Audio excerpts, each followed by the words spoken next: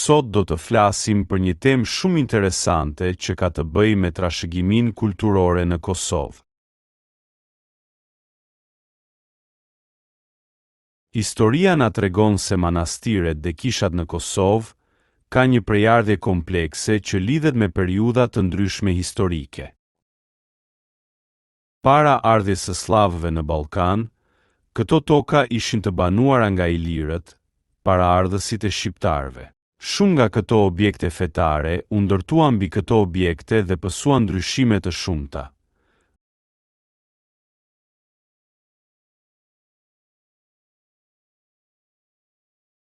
Ku secili pushtet i ri la gjurmët e veta. Dokumentet historike tregojnë se shumë kisha të hershme krishterë në Kosovë ishin në përdorim nga popullata vendase iliro-shqiptare. Para se të merrnin karakterin slav në shekujt e mëvonshëm. Nëse ju pëlqeu ky informacion, mos harroni të ndiqni kanalin ton për më shumë fakte historike interesante. Faleminderit që ishit me ne dhe shihemi në videon e radhës.